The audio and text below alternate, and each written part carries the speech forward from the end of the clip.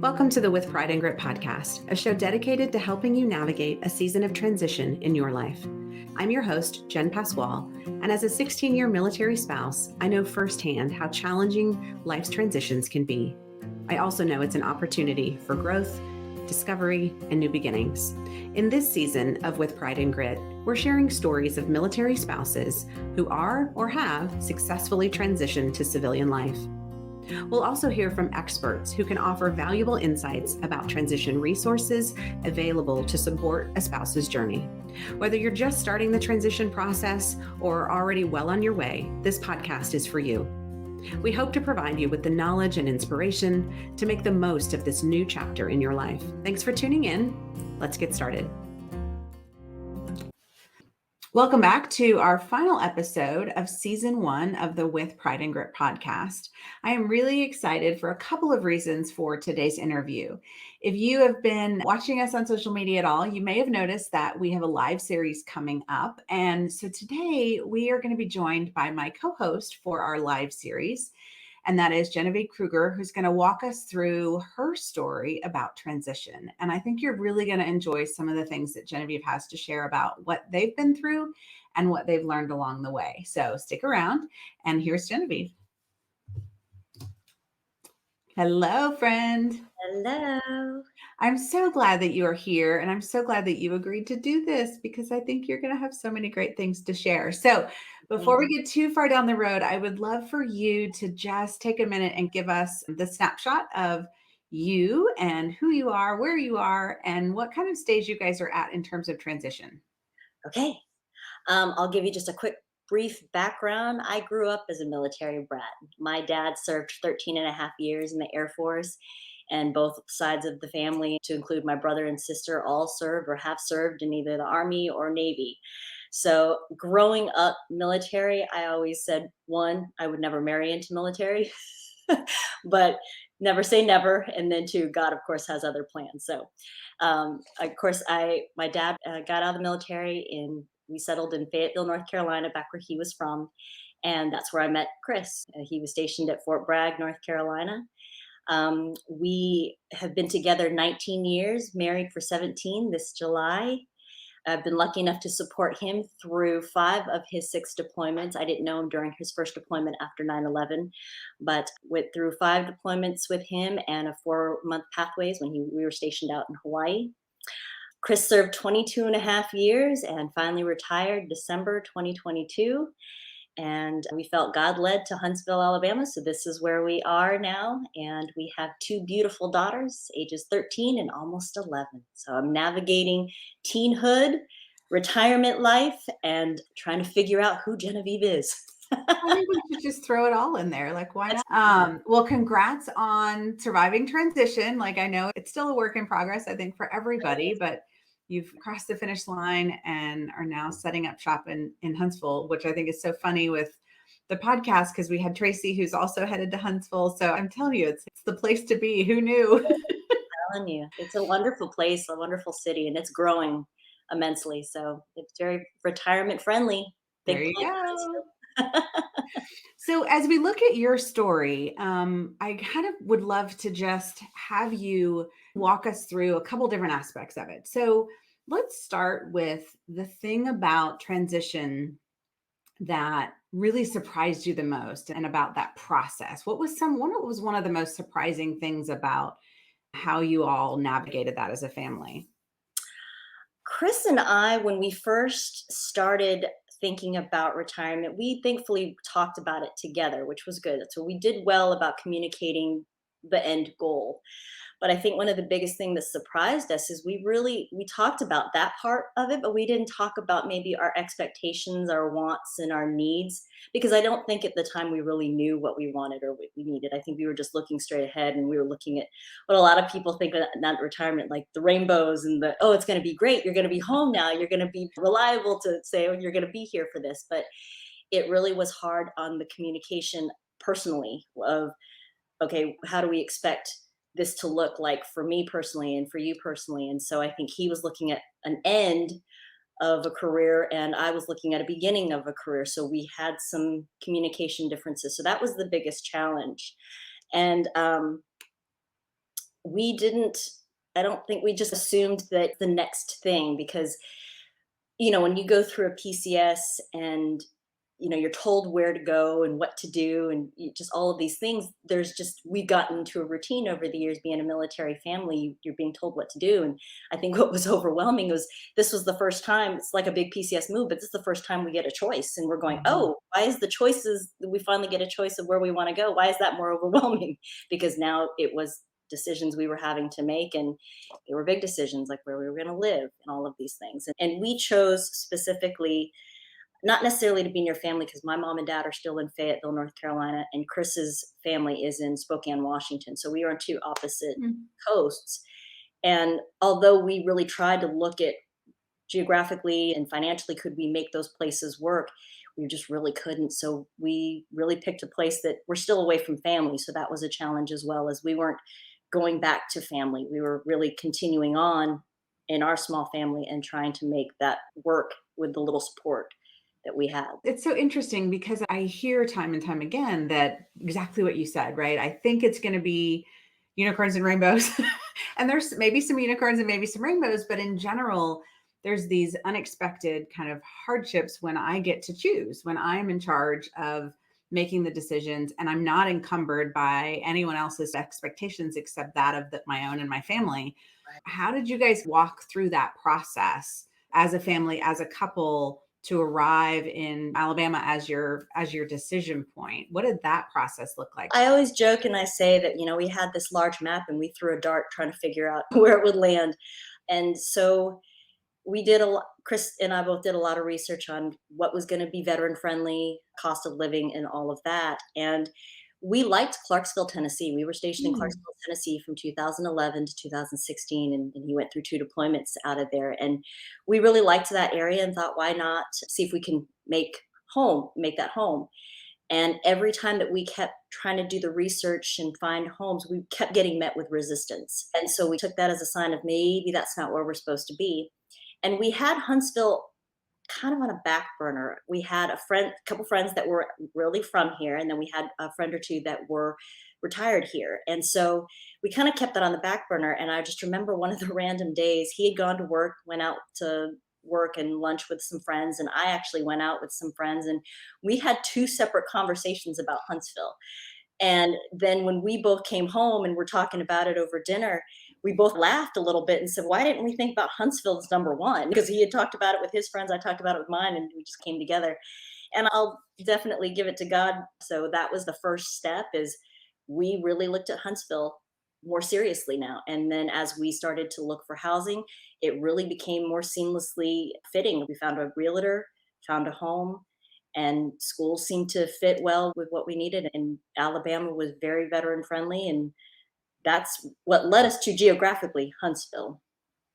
So it sounds like in some ways Huntsville kind of found you as much as you found it, which I think is a great way to do it. In sometimes I think if we're forcing that and we're trying to make this thing work and it just doesn't feel like it's working, and being able to take that step back and go, all right, what am I supposed to see in this experience and in this decision? What I was also curious about as you were talking is I was thinking about the fact that you guys have gone through transition. You've been in the post transition phase for a minute.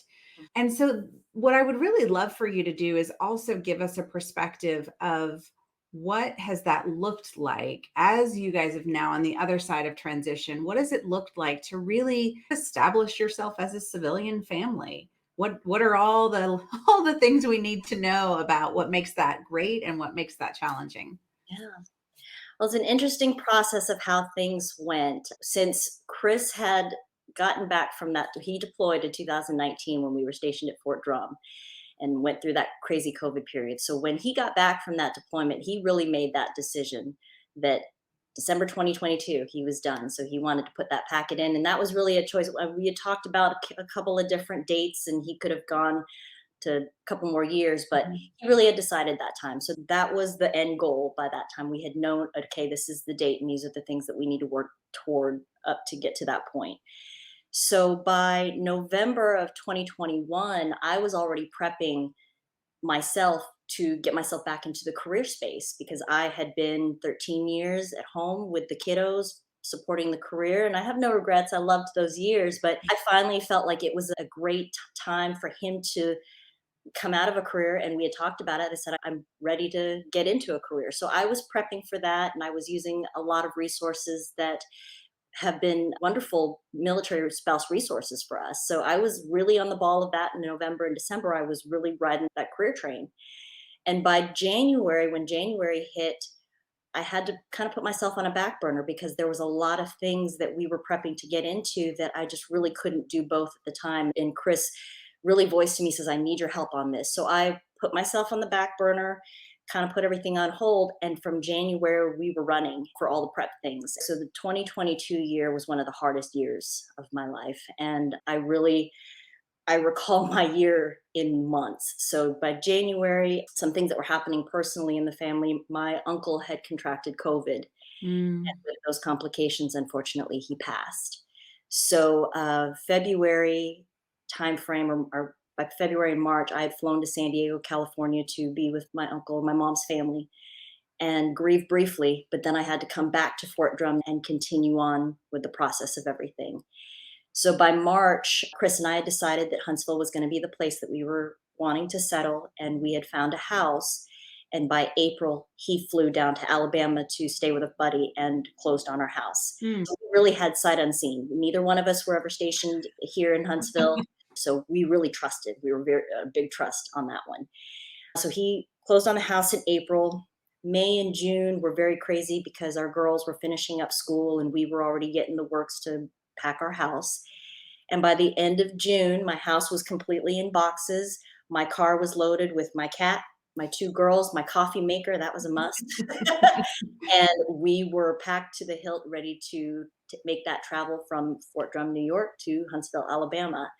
And we were going to leave Chris behind because he still had to finish some paperwork and get everything settled and get his beloved DD 214 and be on that terminal leave and be free for the time. So we were full force on that. And then by July, my poor girls, they had 4 weeks of a summer and then they were Mm. right back into school in August. Chris reunited with us. And I think it was by mid-August, everybody had something already. So Chris was enjoying that terminal leave break. The girls were in full-time school.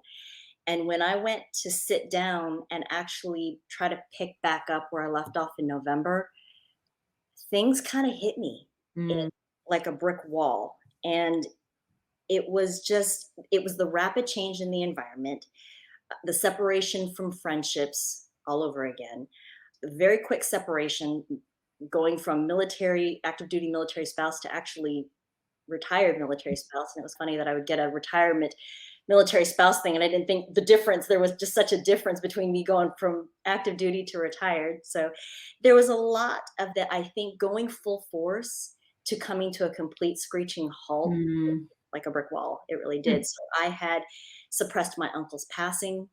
I didn't really grieve that military separation. And then when I sat down, it just, looking at my resume, I had gaps and holes in that too. So so that was a hard thing to come to.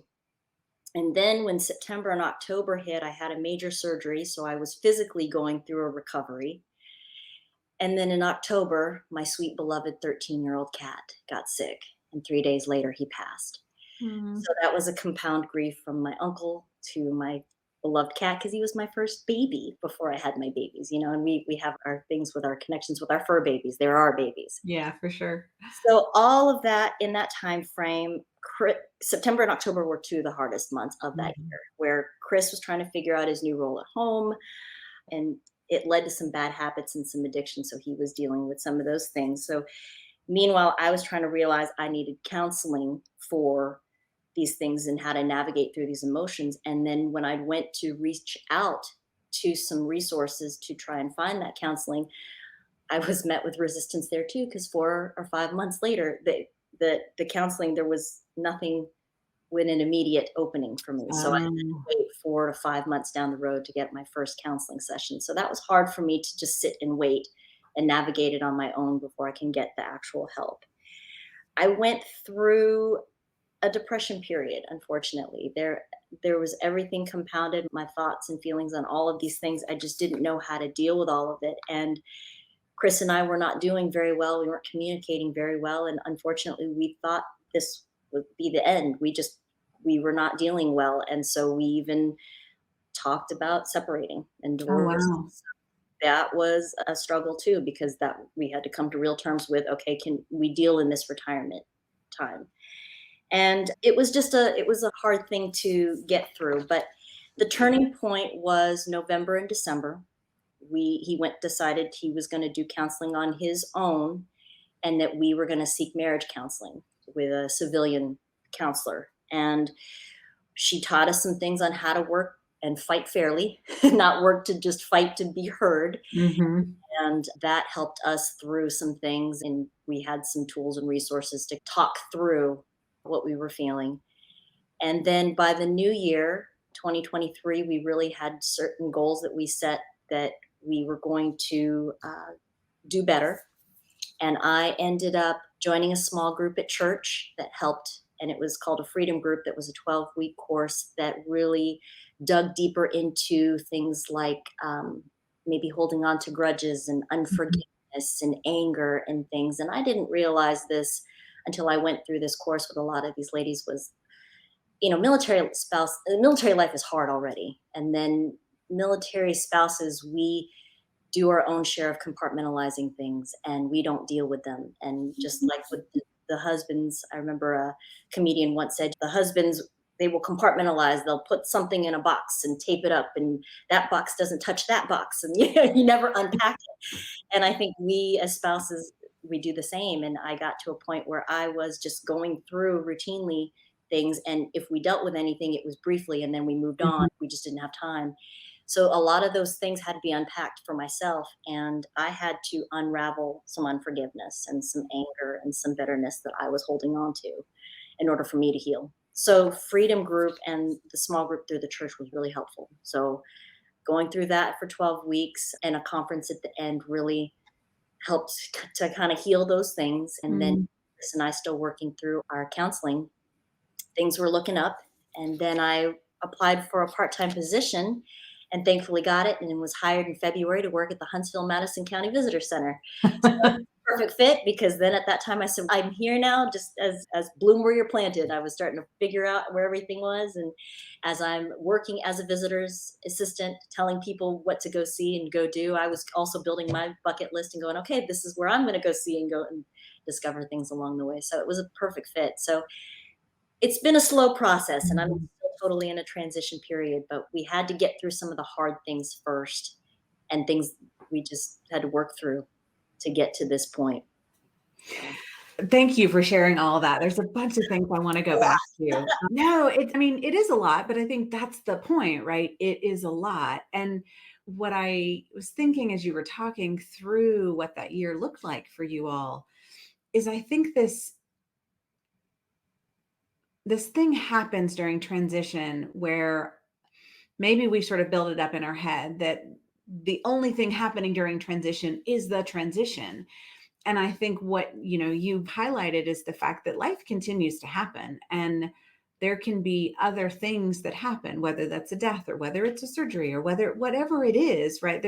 Life is still spinning around us while we're trying to make time stand still so we can focus on the things that we're trying to do in this transition.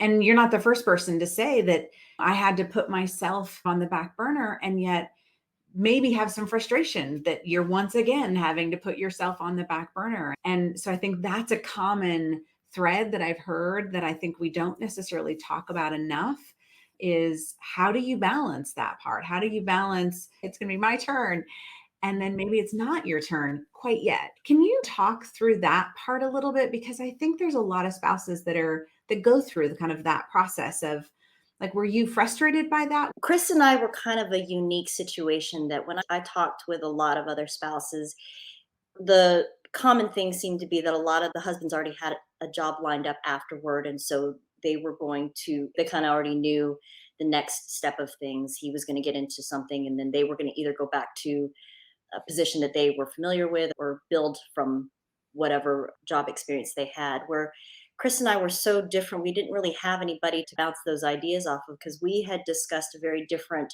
look at the end of this where he really needed some time and we had planned it and were able to financially be all right that for this meantime he gets a little bit of a break. So he wasn't jumping into something new where I was trying to come into something new. And so we were having I was having a bit of a struggle because looking at Chrissy had a successful 22 and a half year career. And so then with me, my career as most military spouses, we said, it's not linear. So I'm completely pivoting and doing something completely different from what my background was, which was high school education. And so it was hard for me. And I think in that struggle, I was internally struggling my value and my worth. So I was having issues with looking at, yes, there was a 13-year gap, but I wasn't stagnant the whole time. I was volunteering, I was doing other things. And so putting that volunteer work in or volunteer time and making it work on a resume to make it look like I bring value to the table, that was tough for me. So I was frustrated because Chris had that time and I didn't really get that time. So I think I might have internalized a little bit of resentment. There was a small bit of time where I thought, I'm valuable too. Can't anybody see me? And it was frustrating because and exhausting too, because there were times when I'm trying to reach out, I'm trying to make network connections. And unfortunately, I had one specific coach that said to me after looking at my resume, he says, this isn't going to cut it. Mm. You don't have enough. And so I kept hearing that. And so internalizing that, going, you're not Mhm. enough, you're not, you don't have enough. That was an internal struggle. And so although I was getting the support from Chris, there was frustration there because I said, you've had the time to build a career and I haven't. So I think I went through that for a little while of value, really trying to remind myself, yes, you have value. Yes, you have something worth it to give to somebody else. And yeah. Yeah. No, I appreciate that. And what I think is so interesting is I'm starting to hear some threads in what you're saying and what I've heard from other folks, not just on the podcast, but just from peers as well. I don't even know what to call it exactly, but this worth element that seems to pop up that, if I don't have these things and I can't check these boxes, does this mean I'm not as sort of valuable as the next person who has those boxes checked? And what is my unique value that I can bring because I've had all these experiences and I've done all this volunteering and I'm crazy resilient, like there's all these things military spouses bring, but sometimes we just get caught up in kind of the holes, if you will, in that resume. And we amplify those holes, thinking that those holes are what define us instead of thinking of all the other things that are on that are what define us. So I think it's such an interesting challenge that we don't talk about enough. And I guess I'm curious, as you were talking before, how that led into sort of the marriage struggles. Was that really out of left field for you? Or if you look back now, do you feel like it was really the things that were buried along the way that contributed to that end state? I think the latter, really buried along the way, because we're those seasoned spouses. We've been through the year-long deployments. We've been through the 9-month deployments. And I think when Chris and I met, giving a quick background, we had a beautiful whirlwind romance. We met 2 months and we met and over a 2-month period, we learned about each other. And then he was off on a deployment for a year. So we learned a lot about each other through emails and phone calls and Mhm. letters. And then he got home. We had a great year together as a newlywed couple. And then he was 1 week before our 1 year anniversary, he was gone again. So it Mhm. was another long year. And then that year actually became 15 months. It was Mhm. extended. So he came back angry. And so then after that, he changed MOSs from infantry to aviation. And so that was a new job change for him. And then a new job change for me, because that was the time frame that we decided that was when we were going to start a family. So I was stepping out of the career field and he was going into a new thing. That was a different transition. And we rolled through that. And then it was like another deployment after another deployment. And then so there were things in the midst of our relationship, just as a couple, that if we had some issues, we may have talked about some of those things, but we didn't resolve them. And so Okay. unfortunately, I think maybe, I hate to say this, but maybe some things were swept under a rug and we just kept going. Sure. And when when things were big, we did have a couple moments where we were like, okay, this is it, we're done. We're not going to do this anymore. But what kept us going was, of course, our faith of, no, Mhm. let's work through this.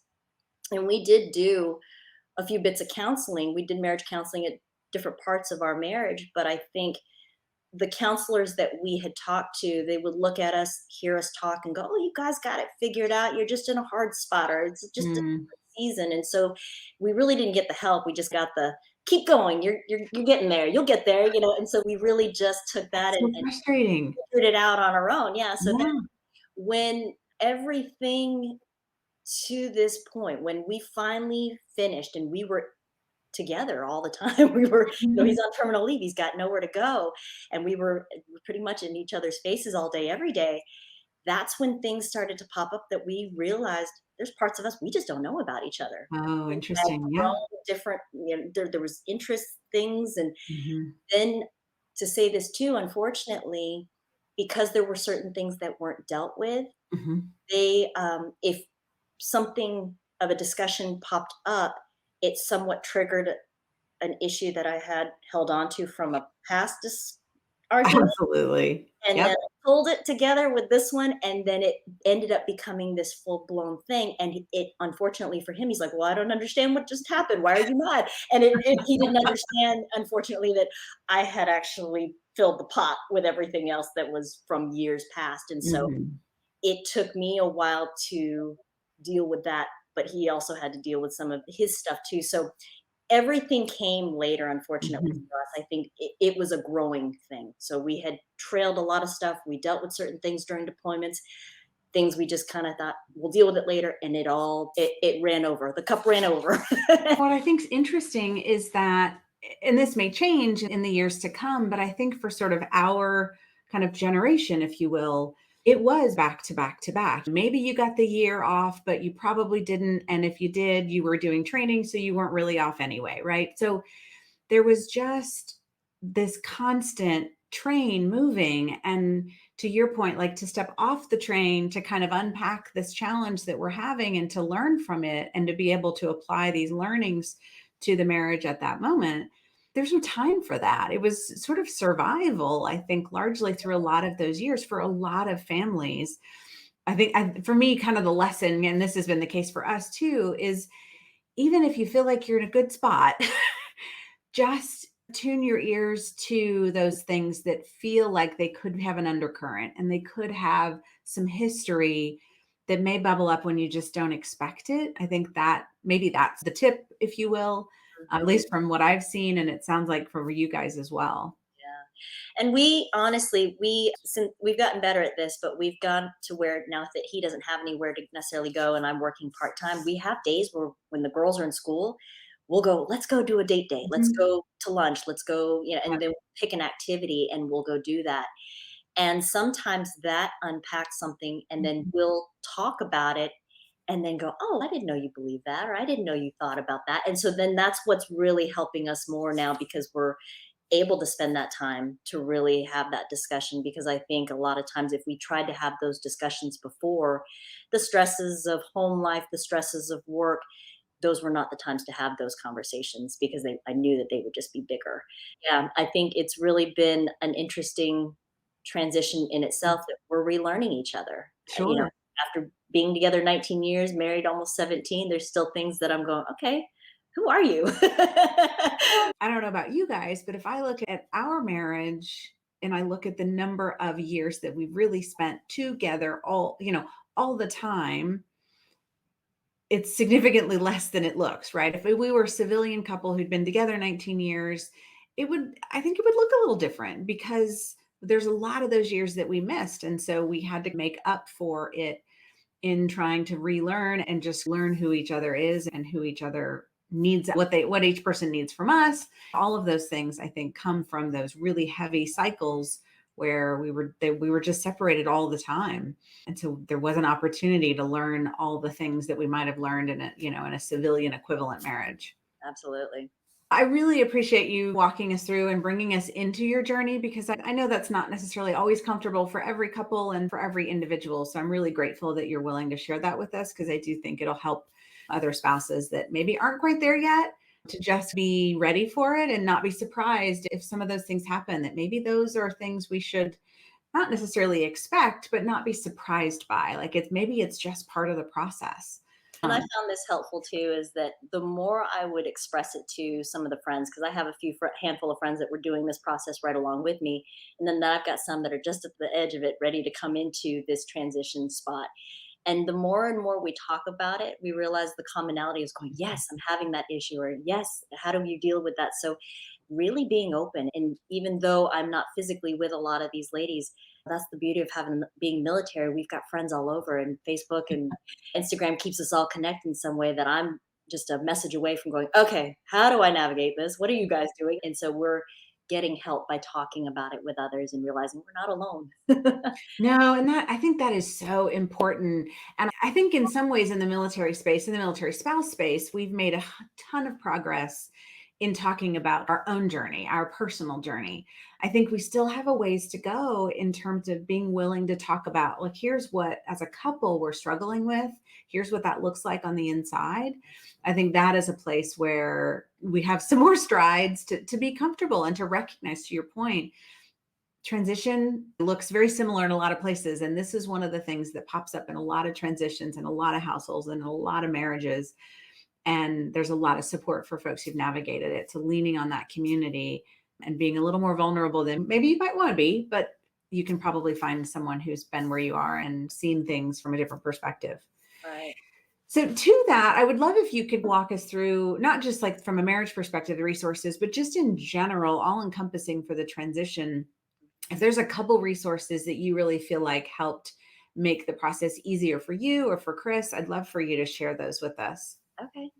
Well, like I said, back in November, I was really going full force on the career portion of it, but there was a lot of other great things, other great resources for military spouses in this transition. So I really dug a lot. So one of the ones that I could definitely recommend and express is American Corporate Partners. Leslie came on and talked about that, and it's a beautiful resource for that. I also used Veterati. Mm-hmm. Veterati is another one for career coaches, and used the My Psycho Career coaches from Military One Source. They all helped me develop my resume, really helped with just getting back into how to interview and how to talk and all of those. So those were great. I also went through Hire Our Heroes Amplify program, that 2 or 3 day Amplify program, fantastic program to do that with, and really just find, and that's also the great support with that. When you have others that are going through the same similar things, you get some ideas on what to go through and what resources to get for career and other things. I also was very grateful for Christina, who's the CEO for It's a Military Life, the Military Life nonprofit. She had a career cohort that I joined back in February of last year. And in the midst of all that craziness, I was still trying to, put my foot a little bit into the career thing. And I was able to do some internships with a couple of other military spouse entrepreneurs and really just see what different things I could pursue my career. And then I also used LinkedIn. So, of course, got onto LinkedIn, really developed my LinkedIn profile to network with others on the military veteran spouse side, as well as some of the companies, because I knew by that time Huntsville was going to be the place I was going to be. So I tried to research on that. And then I also enrolled recently into the Hire Our Heroes program for the career. It's a career forward Mm-hmm. program. And I am registered to do the Google Project Management certification this fall. And I'll get that for free as well. And so there's a lot of resources that were for free that are for the military spouses. And then Military One Source was good for some counseling, but I ultimately just used a civilian counselor that was here that I could Okay. actually see face to face and go visit. And then Chris reached out with a veterans group here, the VA. It's a veterans group, and that's how he got his counselor.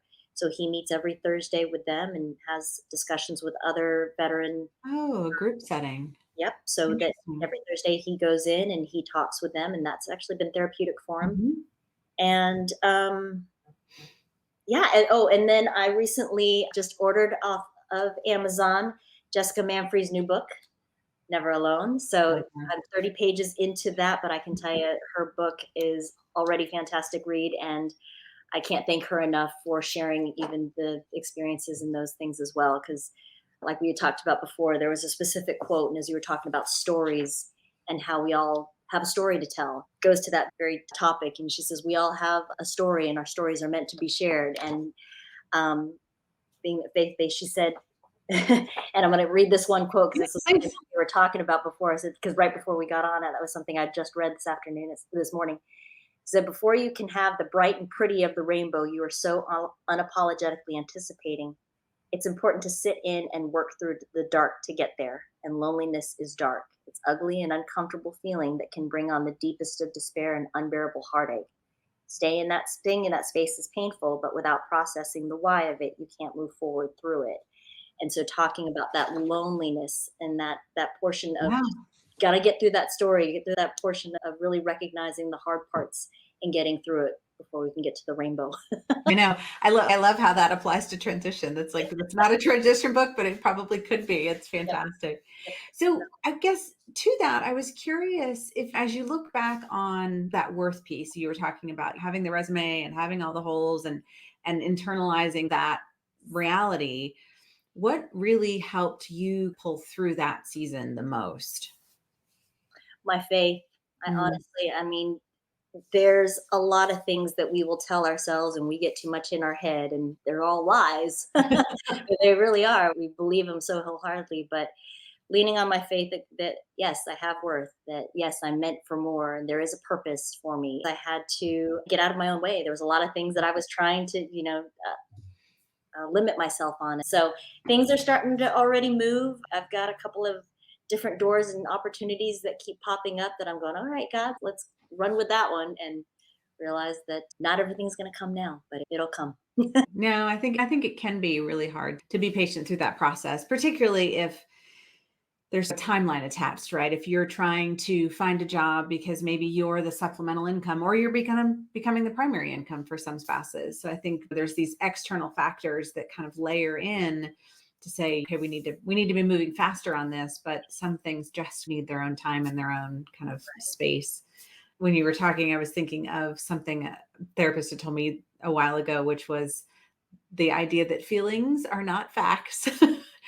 And it sounds so ridiculous, and that's something that I need to be reminded of, but I think sometimes it is really easy to feel like the way you're feeling about yourself or the way you're feeling about the season or the way you're feeling about the circumstance, whatever it is, may not exactly be factual. That sometimes we can lie to ourselves if we're not clear about what's driving those thoughts. And so to your point, the mindfulness I think is so important, of just being able to check that and make sure that feeling really deserves your attention, deserves you pouring into it, or is it that you're not worthy and it really just deserves to be put to the side? That's, I think, a very intentional process and something that we have to kind of plan to do and practice doing. And some days we'll get it and some days we won't. That's true. Yeah, that's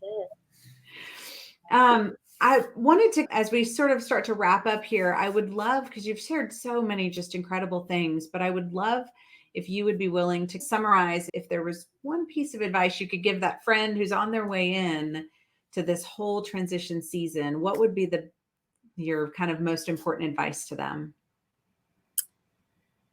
Um, we're going to get ahead of ourselves because we're going to have our wonderful discussion tomorrow. But two things that we're gonna talk about uh, is one, the communication and the self care. And so I think Mm. two things I can definitely share with friends and those that we're all still in this transition is communicate as best you can those expectations and those things that you are thinking it's going to look like, the needs, if you can think up ahead of time, because I know those things are only going to come as you are unpacking things, but communicate those things with your spouse as best as you can and really have those discussions.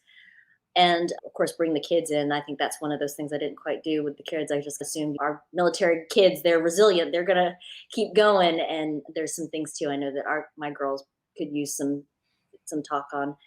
And then really, like we had talked about before, is being aware, self-aware, the things that we need specifically, because when it all hit me like a brick wall, there were things that I go, oh, I didn't take care of that, or I didn't talk about that, or I didn't deal with that. And so having really giving yourself the grace, but also really admitting to yourself that you need help and that's okay. Mhm. And so finding a counselor or finding somebody you can talk to really talk through those things, because we can't do this alone. And that's something that I have learned is I can't I can't do it by myself. And just like with everything else in our career or military spouses, I've had the support before, transitioning from place to place. We've had those support, but then when you come onto that civilian side, sometimes you're either surrounded by a place that you don't have many people that are military like you are. So Mhm. you feel a little lost in that space. And it sometimes can get exhausting to express that to a civilian who doesn't understand that. And to find that support and to really get out there to get that support is helpful, because that's something that I'm still learning is getting out there, meeting people, talking to people. And I think for many of us, that is a form of self care, right? Putting ourselves out, being out among people, starting to find our new group within the new place that we're at, if we've moved somewhere different, that is a way to give yourself what you need, which is support. And so in some ways it is an element of self-care by giving yourself the support that you need by way of community.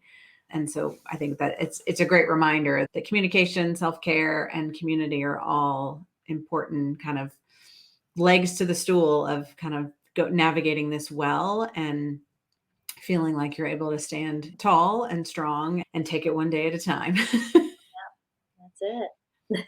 Oh, I love it. And it sounds like, when you shared all the things today about kind of what this experience was like for you, I guess the one question I'll sort of end with is just as I hear you talk about it, while you might not wish this experience on, someone else, you wouldn't undo it because the learning that's come from it was necessary and helpful and important. Is that accurate? Yes, I always think it's funny. We go through certain things in our lives and we go, why did I go through Mhm. this? But I feel like having gone through this, yes, it's made me stronger, but anybody else can take any comfort in this, or from everything that I've been through, if I can be of help to them, that makes it much more worth it to me. I think just being able to tell that person on the other side going, you can do it, you'll get there, you'll survive, but it's just hard going through it. And so for that always makes it worth it, that I go, yes, I went through this, and yes, I went through that, but if I can share that story with you and give you hope, then yeah, it makes it all worth it. But yeah, to go through it does suck. But Yes. it did make us stronger in the end, because then we have more tools to go back and look through and go, okay, well, that didn't work, and I'm going to do this differently, and I know better. Never stop learning. Well, thank you, Genevieve, for spending some time with us and for being so open and honest about your journey and your and Chris's journey. I really am grateful. And I know exactly that based on your last comment, this conversation will help someone else. So thank you for spending time with us today. Thanks for giving me this time. I really appreciate it. Absolutely. Thank you so much for joining us for another episode of the With Pride and Grit podcast. We're so grateful to our guests for sharing their stories and expertise with us, and we're grateful to you, our listeners, for tuning in. Please remember to subscribe to the podcast so you don't miss any future episodes. And we always appreciate you sharing us with a friend or leaving a kind review. If you have any questions or suggestions for future episodes, please don't hesitate to reach out to us. You can find us on social media under @PrideandGrit or on our website, prideandgrit.com. Until next time, please remember you're not alone on this journey, and it is our privilege to walk alongside you.